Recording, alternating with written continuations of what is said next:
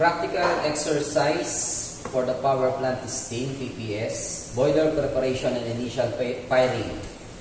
For the procedural standard, first thing to do is go to system selection, this one, and then click options, and then select power plant ready. Then after that, select the steam system on our system selection. This is the steam system. Then click the controls or C, and then acknowledge all of the alarms on the alarm system by confirming it. And then let's begin with the starting of our steam boiler. Proceed to the fuel oil system.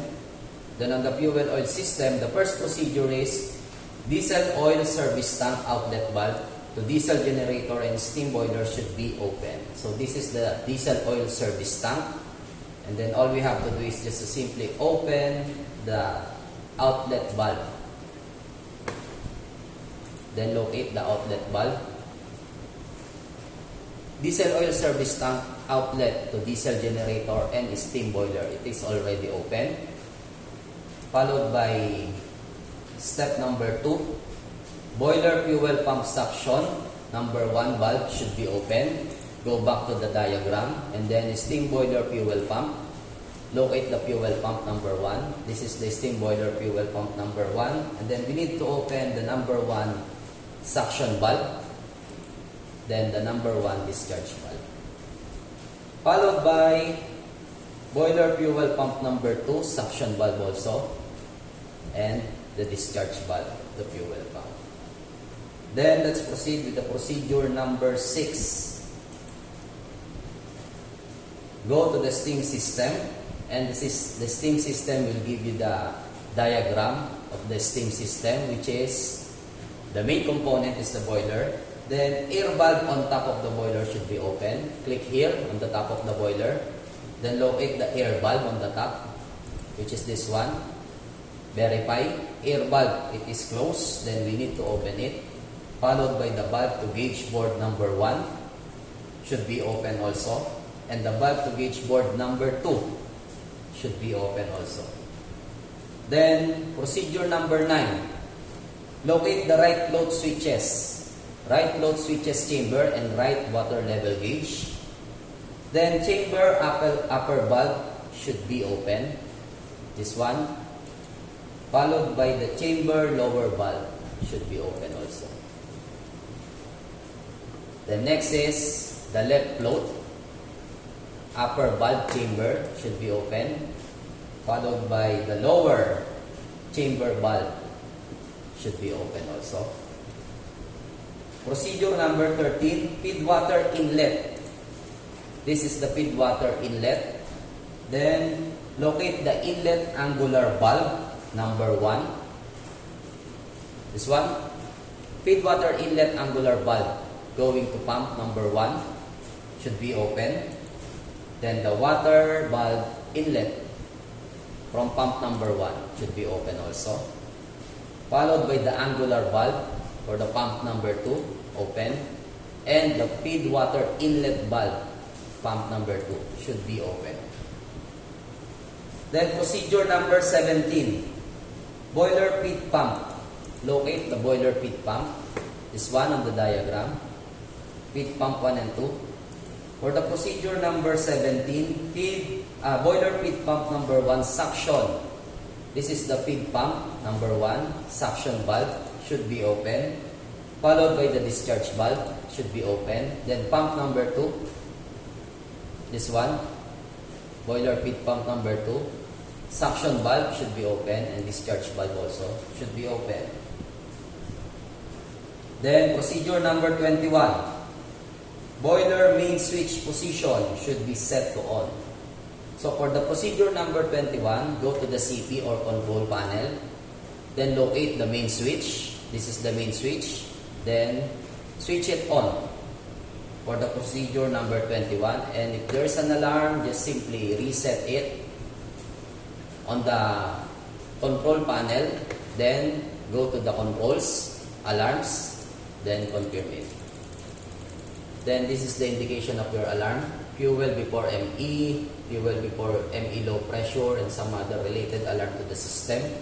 Then continue to the procedure number 22, which is on the control panel. Locate the feed water pump number 1, power switch. This is the power switch for the feed pump number 1. Then switch it on. Then followed by feed water pump number 1, mode switch. This is the mode switch. You should put it in automatic position, which is number 2.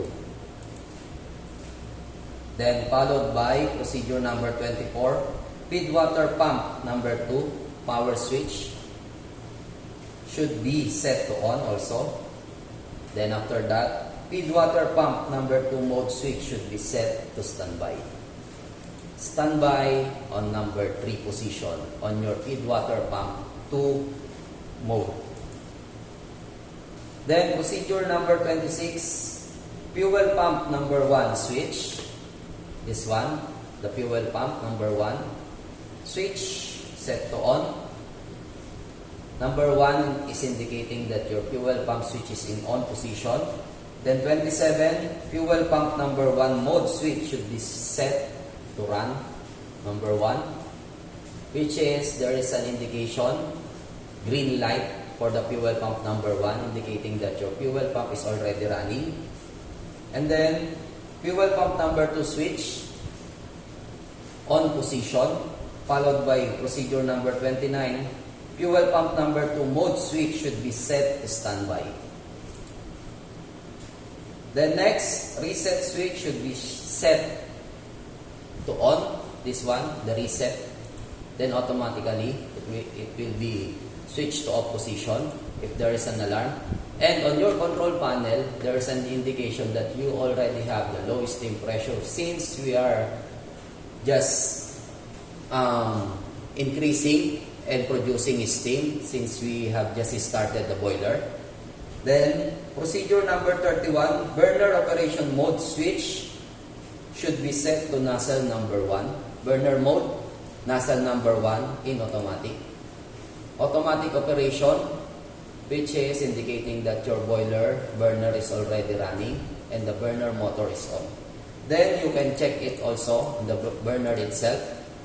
There is a steam pressure, fuel oil pressure here for the fuel oil pressure before burner, indicating that we do have 6 bars in pressure for the fuel oil. And for the steam pressure, it is already rising now. And for the procedure number 32, air valve on top of the boiler should be closed. Here, on the top of the boiler, then locate the air valve and then close the valve. Then that is the procedural standard for our boiler preparation and initial firing. And in addition with that, after preparation and initial firing of the boiler, observe if the steam pressure is rising. Now it is rising, going to 0.2 megapascal. So since we already have the steam, we can check the air valve on the top and drain it if there is a water contaminants on our steam drum. As you can see, steam is already coming out on our air valve. Then we can close it once again. And then raise the steam and observe it on the control panel. Raise it until 0.8 megapascal, which is equivalent to 8 bars. Then after that, the practical exercise is done. And you can also check the steam pressure here on the boiler itself, on the pressure gauge attached to your steam boiler, which is now indicating that you already have 0.4 megapascal or 4 bars in equivalent. That's it for our boiler preparation and initial firing practical exercise.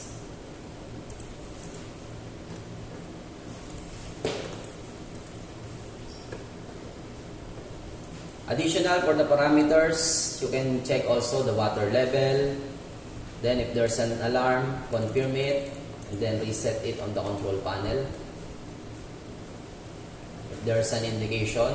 Now our boiler is in good running condition, indicating that your water level is in high. Then steam pressure is going to 0.6 or 6 bars. Then burner is on, in automatic operation. Fuel pump is still running, and then feed pump is not running. Then the number 2 is on standby.